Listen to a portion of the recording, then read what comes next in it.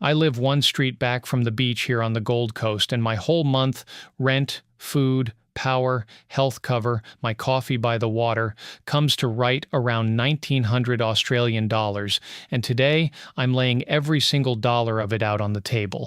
But before I get into all of it, it would really mean a lot if you'd subscribe to the channel and leave a like. It genuinely helps us out over here. Now, you've probably run the numbers in your head a dozen times, haven't you? Could you really retire a stone's throw from the sand without draining your savings? That quiet little question that keeps you up some nights. I know it well. I asked myself the very same thing. So let me take you back 4 years. Picture it. I'm standing at the kitchen window of a house in the Midwest, and everything outside is gray. Not white, pretty snow globe gray. The dirty, slushy kind that hangs around for months and gets into your bones. The furnace down in the basement is running near enough around the clock, and every time it kicks on I can almost hear the money burning up. And on the counter right there a stack of bills, the heating bill, the property tax notice, the water, and my pension check would land, and I'd watch it get eaten alive before I'd so much as bought a decent cut of meat for Sunday dinner. I remember sitting there thinking, is this it? Is the good life just something I read about? Because on paper it sure didn't feel affordable. That worry is real. I'm not going to pretend it isn't. If you're feeling it right now, I want you to know I felt every ounce of it too. So let me put your mind at ease. I'm going to walk you through my actual month here, plain and clear, line by line. No vague estimates, no rounding things off to make it look pretty. Real numbers off my own bank statement, and we're going to start with the big one, the number everybody's most scared of, rent. Here's what I pay. I've got a modest 2-bedroom unit in a quiet little pocket of Palm Beach, 1 block from the water, and it runs me right around 460 Australian dollars a week. Averaged out over the whole year, that's about 1,000 Australian dollars a month. Now, I know what you're thinking. Beachside has got to cost a fortune. It surprised me too. When my agent first showed me the place and told me the weekly rent, I honestly thought I'd misheard her. 1 block from the Pacific for that. Back home, that kind of money wouldn't get you a view of a parking lot. But here's the little trick, and it's the first of many. I stayed just off the flashy strip. I didn't chase the high-rise with the marble lobby. I found a plain, comfortable unit a short walk back, in a street where the neighbors wave and the mail still comes to a proper letterbox. And you know what the beach part costs me? Nothing. Not a cent. The sulfur-crested cockatoos that screech me awake at dawn? Free. The salty breeze that comes off the surf and drifts right through my kitchen window every afternoon? Free. That's the part the rent doesn't touch, and that's the part I'd have paid double for, so there's the biggest line item sitting at about 1,000 a month, and I can already hear you doing the math. If rent's only that, where does the rest of the 1,900 go? Well, that's exactly what I want to show you, because here's the secret nobody hands you before you make the jump. And I mean nobody. It isn't the rent that quietly drains your budget out here. Rent's the number everybody obsesses over, and rent turns out to be the easy part. It's the dozen little things you never thought to plan for. The small stuff, the costs that hide in the corners and nibble away when you're not looking. And that right there is the whole reason I sat down and put together a straightforward little guide I call OnewayGuide. 4 years of the tips and the small tricks nobody tells you, all in one place, including which everyday costs sneak up on you out here and how to plan around them before they ever touch your budget. It's got the retiree forms and the filing help that made my visa side so much calmer too. No hard sell from me, that's not my style. It's just the honest head start I dearly wish somebody had handed me before I got on that plane. If that sounds useful, the link's down in the description. But let me get back to the table, because this is where it gets good. This is where you see that the arithmetic actually holds. See, the beautiful thing about those little costs is that once you know they're coming, they stop being scary. They just become numbers, line items, same as the rent.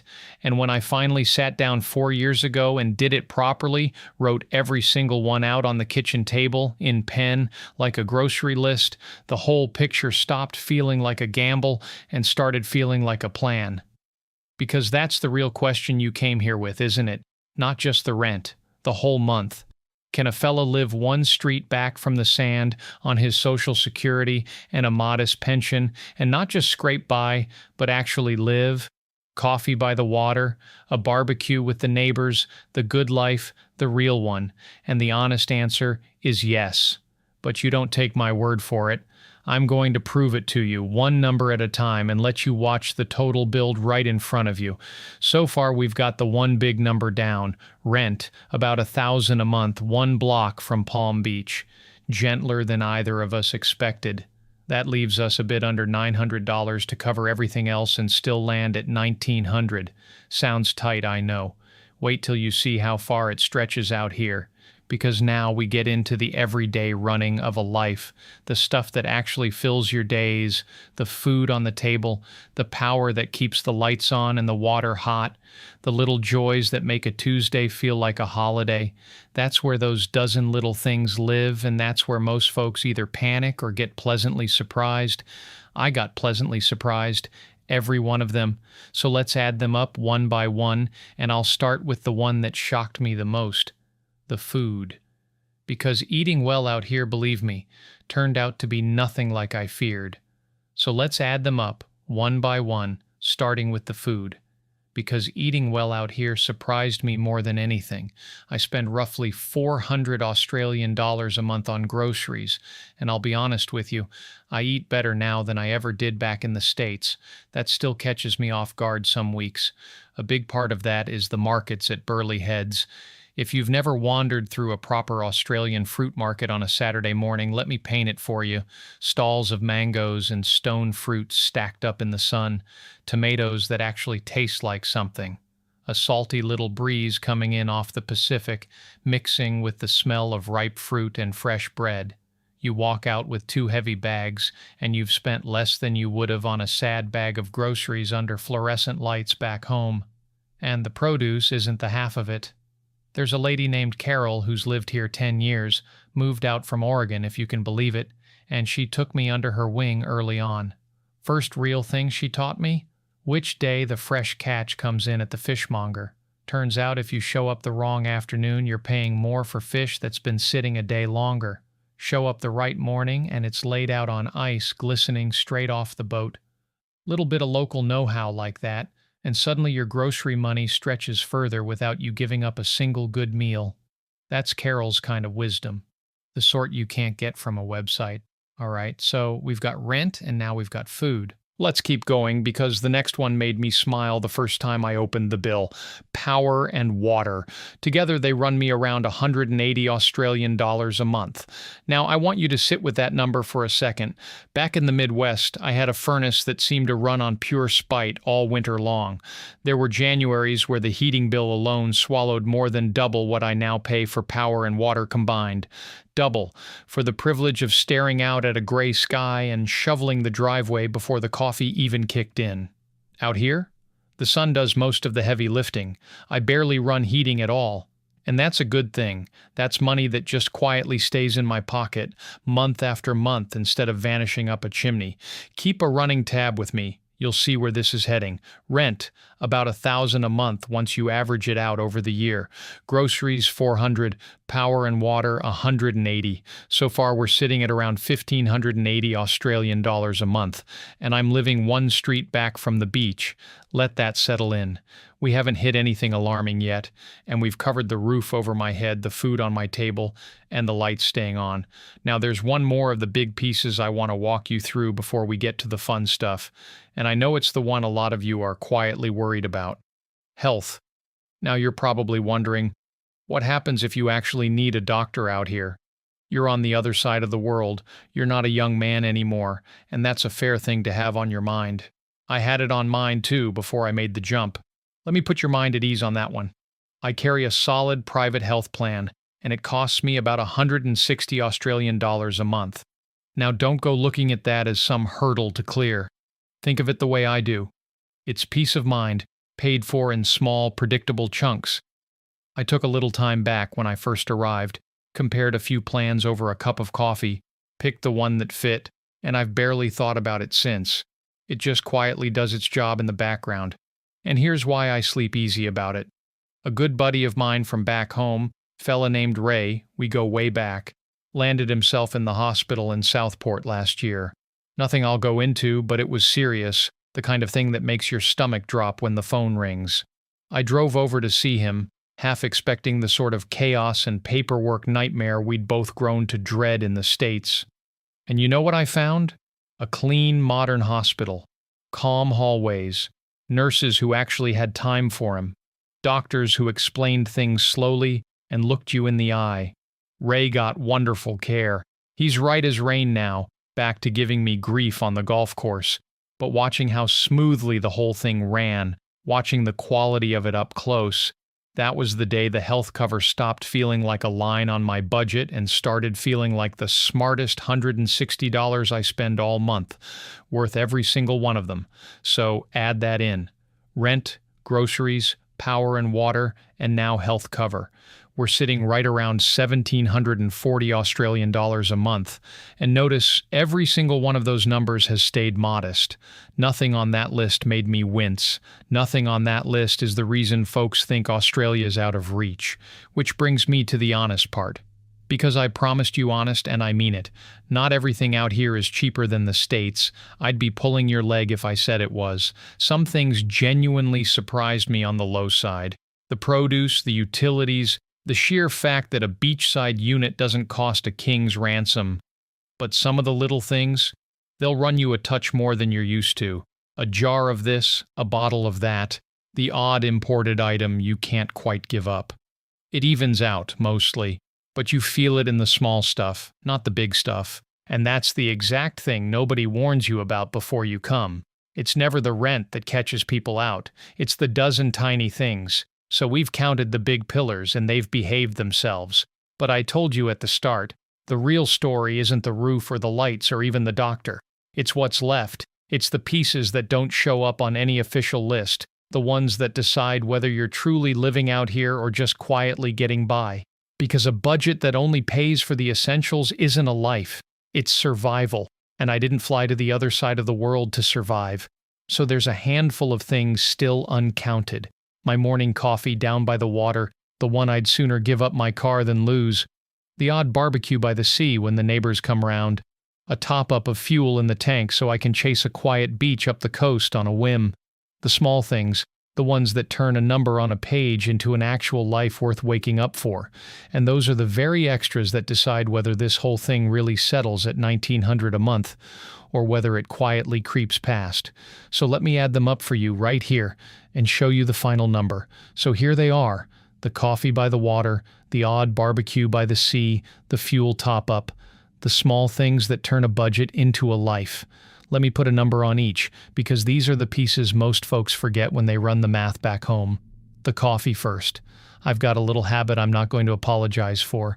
Most mornings I walk down to a spot near the water at Palm Beach, order a flat white, and sit on the railing watching the surf roll in. It runs me maybe $5 a cup, not every single day, but often enough that I just call it $40 a month and smile about it. Best $40 I spend. Then the barbecue by the sea. Every couple of weeks a few of us gather down on the grass by the beach around sunset.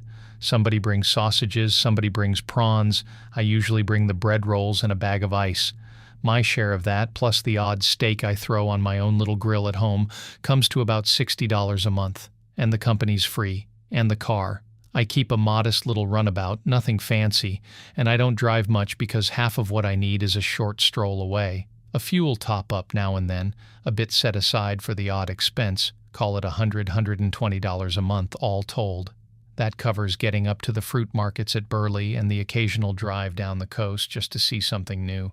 Add those little joys together and you're looking at right around $200 a month. And that $200, folks, that's the part that matters most. That's the difference between existing and enjoying. Now, remember the number we started with? Add it all up with me. Right around $1,900 a month. Let me say it slow, line by line, so you can hold it in your hand. Rent on my 2-bedroom unit, 1 street back from the sand, averages out to about 1,000 Australian dollars a month. Groceries, and I eat well, around 400. Power and water together, about 180. My private health cover, about 160. And those little joys we just counted, another 200 or so. Stack them up, and the whole thing settles right around 1,900 Australian dollars a month. Not a penny of guesswork in there. That's my real life, my real month. And here's the part that still gets me every time I say it out loud. That whole month, the beach, the coffee, the barbecues, the good care, all of it runs on my Social Security and a modest pension. That's it. The same check that used to vanish into a furnace and a property tax bill back in the States now carries a beachside life, one street back from the water, for about 1,900 a month. That's not surviving. That's living. Some mornings I sit out here on the porch before the day's really started. The cockatoos are screeching somewhere up in the gums. There's that salty Pacific breeze coming off the water, and after a bit of overnight rain, there's this smell of eucalyptus after rain that I don't think I'll ever get tired of. Cup of coffee in my hand, and I catch myself thinking, the arithmetic actually works. I ran from a gray Midwest winter and a pension check that felt smaller every year, and somehow the numbers landed me here. It still surprises me, in the best way.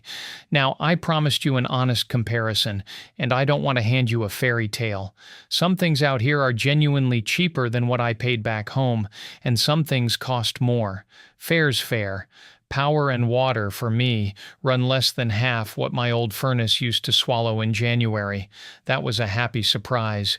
Fresh food at the markets is a real bargain if you buy what's in season and in the country.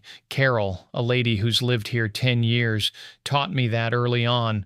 Rent, staying just off the flashy strip, came in far kinder than I ever expected for a place this close to the sand.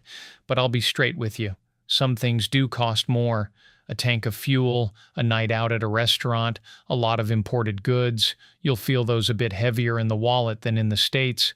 Coffee culture's a joy here, but a cafe breakfast adds up if you make it a daily thing. So, where does that leave you? It leaves you with choices, good ones. You trim where it doesn't cost you the good life.